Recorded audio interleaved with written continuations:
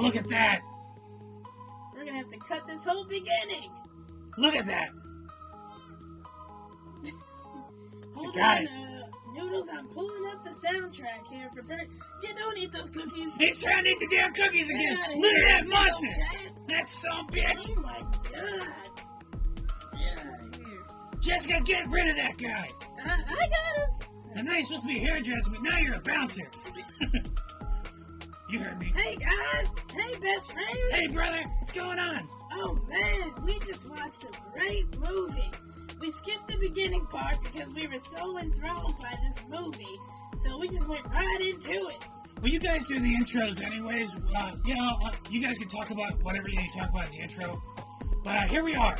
Yeah, okay, let's start off by saying this is a 2009 movie that stars Nicolas Cage, Rose Byrne, and two kids. And let me tell you, this movie grabs you and pretty much keeps you holding on the whole time. Wouldn't you agree? You know, I'm going to be honest, I had no idea what I was in for. Right. That trailer told me nothing. I mean, it showed me a lot, but it told me nothing. Exactly. And I was kind of just putting it on as a joke. And then Bertie was like, I just put the damn show on. I don't want to watch you scroll through the entire HBO catalog for the next 20 minutes. And you know what? Well, good choice. Yeah. I can't believe that this got a rating on IMDb of 6.2. I think I'm going to call BS on that. Yeah, one of those idiots, no. Right, this movie actually wasn't that bad. You heard me. And the ending, spoiler alert, was bad ass. Yeah, good ending. I like the ending a lot. Especially that last scene. Yeah. And, well, the people who are coming to get you, they got you? They got you. And they are so cool looking. Oh, yeah, fantastic movie. Let's talk about, well, the action was nonstop. Really? Once it got going, yes. Yeah, once it got going. Actually, it was always kind of there, even with the beginning being a flashback. Excuse me. Jesus Christ. Pardon Let me me. tell you about those damn cigars. They'll be the death of you, bro. Jessica, can you fix my tie, please? Thank you, ma'am. Okay. What a dapper. Thank you. Oh, thank you. Good to see you, buddy. It's good to see you, too. I haven't seen you in a while. I've been working extra hours. Yeah, I miss you, man. I just see you coming to bed, and that's about it. Yeah, I've been pretty tired. But I'm glad we got together and watched this movie, man. Let me tell you, Nicolas Cage, he's pretty aggressive and angry in this movie, but he does the character well. He keeps you interested, that's for sure. His interest is never ending in what is going on. Yeah, I swear to God, I think I said this when we were watching. It's like, wait, did he just stop going to work? He did. He stopped going to work. He son of a bitch. The last time his students saw him, he flipped out. Yeah, he just stood there like this. And then that was for like 30 seconds. There's dead air in the actual movie. It was great. It was great. I loved it, man. I like the awkwardness. And let me tell you, I think they probably didn't film it on film, but the way the movie looks, the cinematography, the photography is fantastic. 2009, one of the last hurrahs for really good movies. Yeah, and I see a trend lately, and it's been going on for a while actually, where when people are color grading their movies, they go hard blue a lot, and it adds this weird character. Dad! Pardon you. Ah, jeez. Rude. Just derailed my monologue. Derailed. I see it on the screen there. Boo. Anyway, Oh my as goodness. you were, sir, you were going places. Yeah, I was talking about color grading. This one had that kind of subtle, almost film-like quality. Yeah. light color grading. I don't think we ever talk about stuff like that, but it just made me think, like, I've watched some movies where, like, they oversaturate the blues. Right. And I'm not about that at all. I don't like that color. I mean, it depends on the movie, but all in all, I'm not a fan of that. Like nowadays? Yeah, and that's a recent trend. It's in everything. I can't stand it. Yeah, the way this film looked really just blew me away. It just looked well done, and just, the colors were spot on, and it looked like it was filmed, and I just really liked that. The director was great, and the plot is a bit muddled, but excuse me, there's another cat here. Hold on. We're gonna pause. We're gonna cut for a second. Okay, we're back. So yeah, some spots, the story was a bit muddled there in the beginning. I mean, not completely, but you just didn't really understand Nicolas Cage's character's obsession.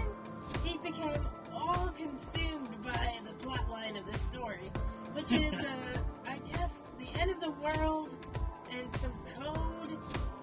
He comes to the conclusion that, I can't remember, he was like drunk at the time, because he's a total drunk. Yeah. And he's like getting drunk. Your kid brought this piece of paper home that was open from a time capsule, blah, blah, blah. Yep. Very convoluted, but either way, he's like looking at it while he's drunk, and for whatever reason, he surmises like these numbers, like, oh, that's 9/11, and that's how many people died. Or something to do with that, or somebody correlates those two. And multiple world disasters. Yep, and he sees that there's like a pattern to the code, blah, blah, blah. Exactly. Yeah. And he's just crazy about it. And I'm not working anymore. Yeah, he starts going to his sweet-ass job. He works at MIT. How hard is it to get that job? Oh, Jesus. Man. Whatever, dude. So it takes him on a wild ride. His kid's an a-hole. Yes, kid's a jerk. His sister's an a-hole. She shouldn't even be in the damn... Yeah, no, exactly. Right? Not necessary. The wife is dead, per usual. Yep, dead mom. If it isn't Diet Coke, it's a dead mom, let me tell you. Or both. Yep, a dead wife. Weird. That's a whole other episode, though. So, one thing that I think really excelled in this movie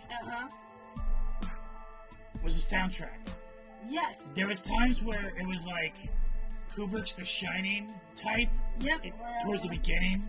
Alfred Hitchcock's... that was about the halfway point. Yep. And actually, we have a special guest to speak on that, so give me a minute here. Bring her out. It's about time. Hey! Hey, guys!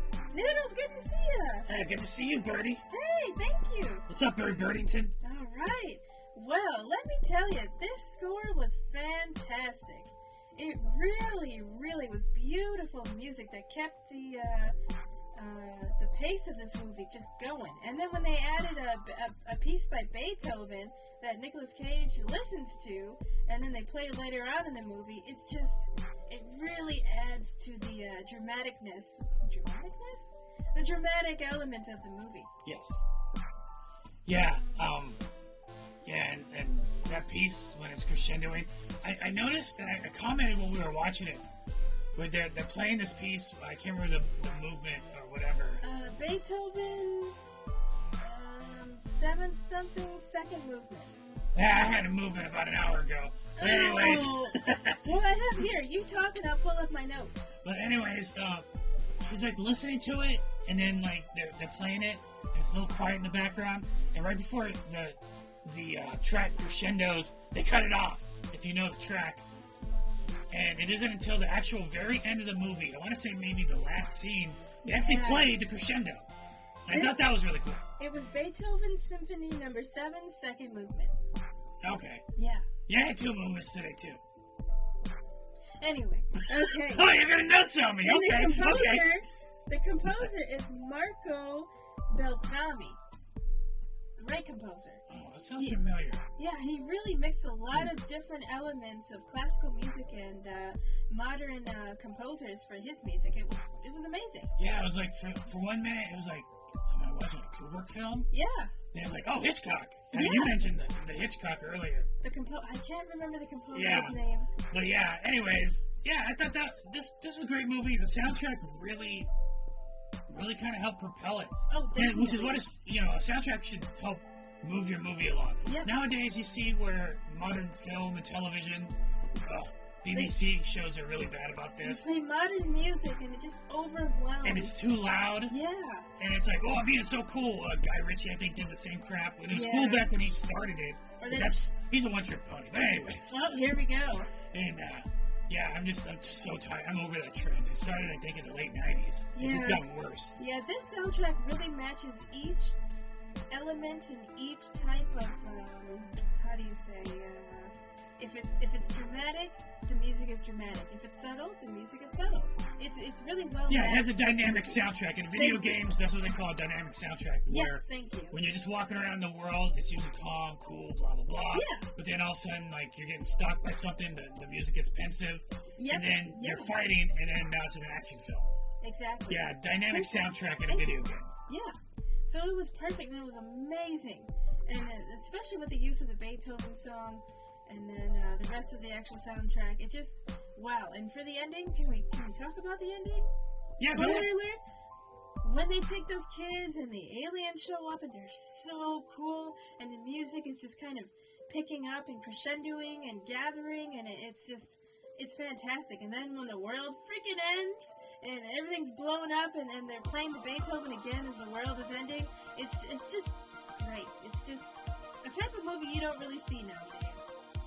No, there was the big trend of end of the world movies, and that got a little overplayed. Yeah. This would be one of the better ones, in my opinion. Agreed, because they made it so realistic, as in, excuse you. Sorry, I ate like half a box of Cookies? no snow caps and No. soda. I'm bubbling. Yeah, we had our snacks earlier. Yeah, you can see my snack tub is a little. We need to refill it. Yeah, it's pretty messed up, and it has a popcorn too. Oh, yeah. Altogether, though, great soundtrack, great movie. Here's Friendie. Good to see you, Noodles. Bye, everyone. Later, Birdie. Don't want to keep you guys, I know we're going a bit long here, so bye. Yep, long in the tooth. There she goes. Alright, Friendie, get over here and wrap this up. Here I come. Camera's on, people are waiting. I got attacked by that cat, Pickle. Yeah, he's a jerk. I mean, God bless him, I love him. Fix my hair. Okay. Well said, Birdie, and well said, Noodles. I agree, the soundtrack really keeps you, glued into this movie. And it, wow, the use of the Beethoven, composition is just marvelous. Let me tell you. Fits both scenes that they use it in. Yeah, it really touched my heart. I love this kind of drama. Oh, yeah. But yeah, altogether, great movie. I would say, B+. So at least 7.5, 8 stars to me. IMDb, definitely not a 6.2. Yeah, well, IMDb can suck my... Let's keep it classy, Noodles. Okay. Come on now. Thank you. Okay. It does drag a little bit for about 20 minutes there in the middle when he's hanging out with Rose Byrne's character. It's a bit muddled, and It comes around, and I Yes. kind of like where that goes, to be honest. it has to come to that point. Yeah. When, spoiler alert, their two kids are the chosen ones. Wow, I yeah, hope really. you haven't watched the movie yet. Yeah, hope not, because we just spoiled it for you. Yep. Anyways, let's wrap this thing up. We're going on like 20 minutes here. That's okay, though. I really enjoyed this movie. Yep, me too. Well, I didn't give my thumbs up. I'm giving it a thumbs up. All 5 thumbs. Where am I? Hello. How many thumbs you I got? give it all the thumbs, like I always say. All the thumbs for Friendie. Yep. I think the whole crew really liked this movie. Yep. Birdie Definitely. gives it 2 wings. Yeah, I like that. Yeah. Definitely worth a watch. I went in kind of as a joke. Like, oh, it's a Nicolas Cage movie. It's going to be Right. terrible. Yep. But, his movies are always a wild ride. You never know. Yep. And sometimes he does good work, to be honest. Yeah, when he wants to. It's weird. He It's doesn't weird. have much. Like, he's the best thing. I was talking about Face Off. Off topic, but his role in Face Off, he's the only reason to watch that damn movie. Period. Yeah. He has one character, really. himself.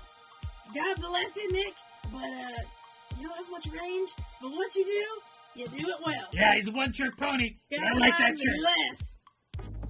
God bless. Great movie. All the thumbs.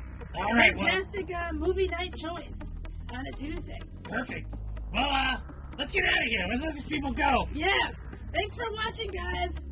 Keep on watching movies, and don't forget your snacks. Get your popcorn, get your soda, get your snow caps. I need more. All All right. beef sandwiches. How do you turn this thing off? Bye. Before we sign off, don't forget to smash that like button. If you enjoyed our review, and subscribe to our channel for more fun-filled content. Remember, every like, share, and subscribe helps us bring you more content you love.